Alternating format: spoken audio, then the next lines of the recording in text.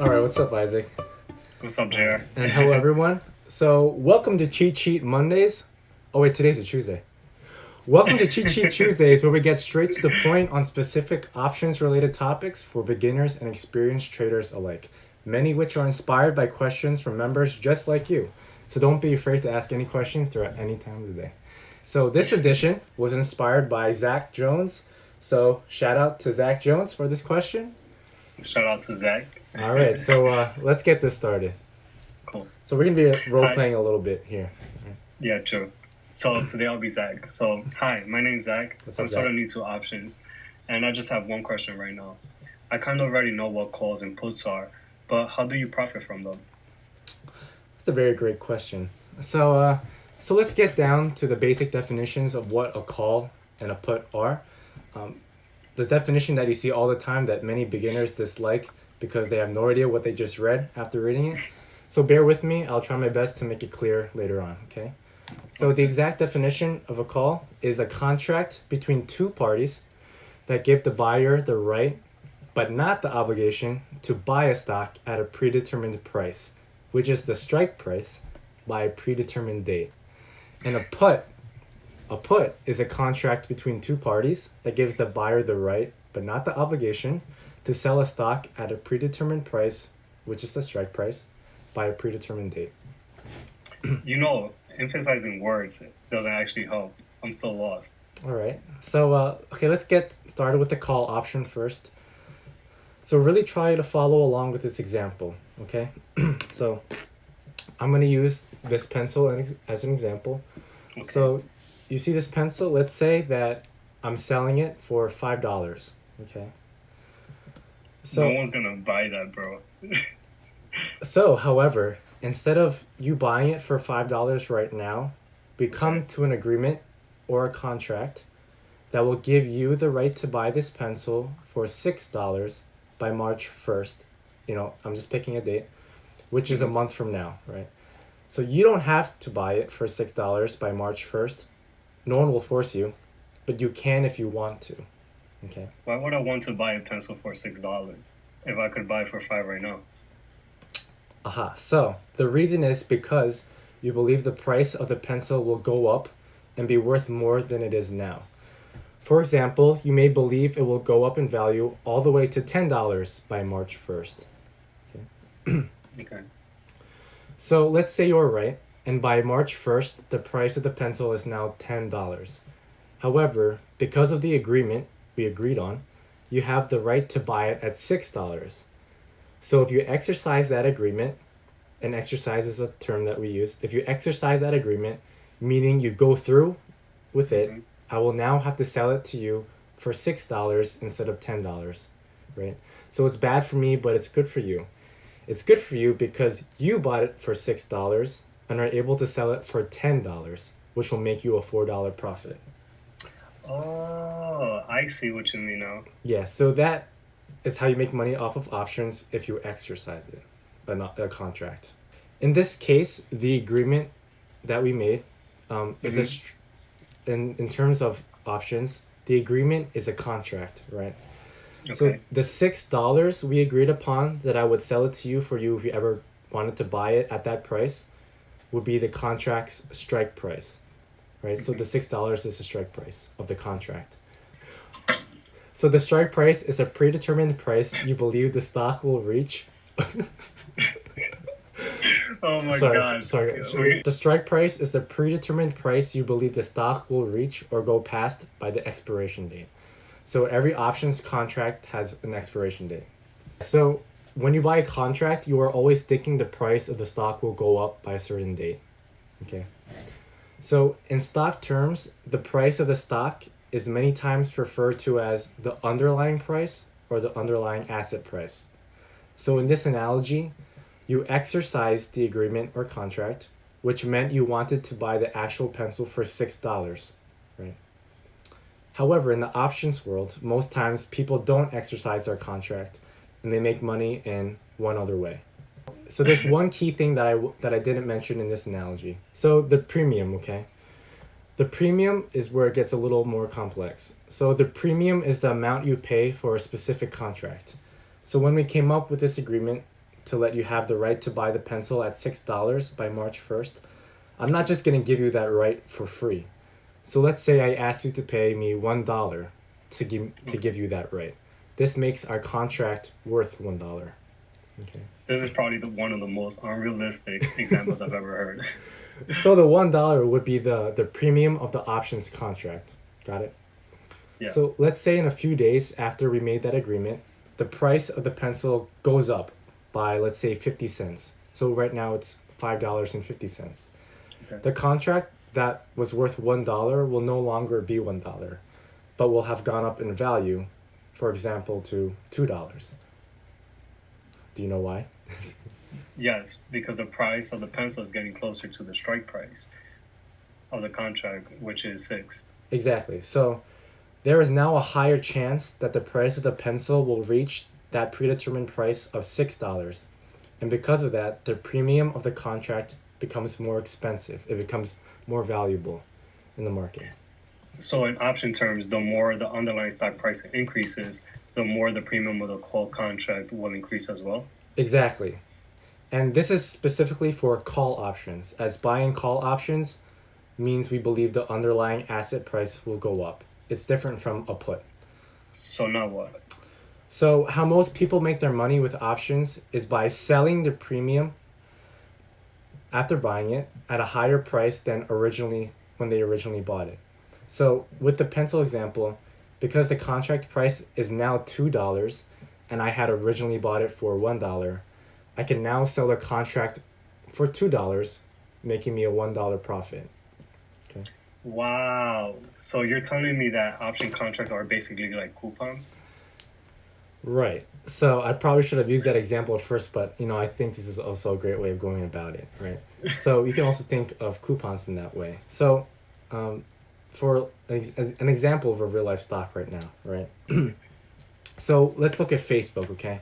And Okay. right now I'm actually on a screen recording on my phone on the Facebook stock, right? So right now this is on the Robinhood app. You'll see it somewhere on your screen. This is it, but I'll edit it in. So right now the stock price is at $145.05. So let's say I believe Facebook will increase in price by March 1st. So if I go to trade options, the bottom right, so just hit trade options, and on top you see the different expiration dates of all the contracts. Let's go to March 1st. Okay. On the top right, you see tabs called the call or put. We're going to go with the call since that's what we're talking about right now. Okay. Okay. So we can't get into every single detail about everything right now about calls, but it's important to know that the higher the strike price of a contract, the less expensive the contract premium will be. So on the left side, you see what do you call the strike prices, right? You see 146 call, 147 call, 148. So those are the strike prices of each contract. Okay. Right. And on the right side are the premiums of each contract. So let's go to that's what. Yeah. So the premium is what you will pay, right? Yes. So the premium is what you would pay for the contract. Right? Okay. So let's go to the contract with the 150 strike price, right? So it's going to say 150 call. So right now, the price of that contract is $4.58. So that's the premium. Wait, that's it? $4.58? No. So very important thing is that for options, one contract represents 100 shares of the underlying stock. Okay. Wait, why? No more questions. So because of that, you have to multiply the premium of a contract by 100. So since since the premium of this specific contract is $4.58, you really would have to pay 458 cents, right? No way, bro. I'm not paying for that. No one asked you to, bro. So anyway, there is so much more to premiums and how different factors can affect how much the premiums are. But for the simplicity of understanding the very, very basics, we're going to exclude that from this video. Okay. Wow, that's a lot of information. I'm willing to learn. Amazing. Anyway, so if anytime between now and March 1st, the price of Facebook goes up, the premium of that specific contract will go up too. So let's say in 2 weeks, Facebook goes up to $148, right? That means the premium of the contract will have gone up as well. Let's say to $7 or $700. So you could then sell the premium right then for a profit. So you don't have to wait till expiration then? No, so most times people sell a contract before expiration hits, right? Even a lot of times people sell the contract the same day they bought it, which is something called day trading. So it really depends on you and when you want to sell, hopefully for a profit and not a loss. Oh, I see. So if I sold Facebook contract for 700, which I originally bought for 458, I would make a profit of 242. But what if Facebook stock price goes down? So if the Facebook stock price goes down and you had bought a that call option, then you would just lose money because you would, if you sold it, you would sell at a cheaper premium, right? Okay, I see. That made it so much more sense. I definitely have a better understanding of how options work now. Right. So can I quickly talk about puts? Yeah, you can. All right. So it's right now it's a lot of information, but just make sure to go back and watch this video twice, just in case it went past one ear and not the other, right? So with puts, now we're talking about puts. You are betting that a stock will go down. A call is when you're betting a stock will go up. A put is when you're betting a stock will go down. So just take everything we had said and reverse it, right? So back to the pencil example, let's say I believe the value of the pencil would go down instead of up by March 1st. I would set up a contract with you which expires March 1st, which would give me the right to sell the pencil at $3, no matter what price the pencil is selling at that point. Also, let's say that this contract, which gives me that right, costs $1, right, which would be the premium of the contract. So if this situation goes in your favor, and the pencil does in fact decrease in value all the way to, let's say, $2, I can exercise the contract and buy the pencil for $2, but can sell it for $3, which was what the contract was about, that I was able to sell the pencil at $3, right? So if the pencil is now $2, I can sell it for $3, which would give me a $1 profit. Right? And what would happen if I exercise that contract? You mean, and that would only happen if I exercise that contract, right? So that's exercising the contract. So, like I said before, most people don't exercise their contract. What most people do is make a profit from buying and selling the contract premium. Got it. So in the Facebook example you used, when you switch over to the put tab, the contract with a 143 strike price with expiration on March 1st has a premium of $6.30, which means we would pay $630 for it. Yeah. If Facebook stock price goes down anytime between now and March 1st, the premium will increase. And if we wanted to sell for a profit, we could sell the contract's premium, which would now be higher than what we bought it for. Exactly. And that is the very basics of how people profit off of calls and puts. So hopefully you followed along. All right, so end scene. All right, so well, we really hope you learned something today and got something out of this video. We really tried to explain in the most basic way possible how it works, because understanding options at its foundation is key to everything else you'll ever learn about options. Also, this is totally off the bat, so we apologize for any distractions or anything. This is just the real world. This is real life situations right now.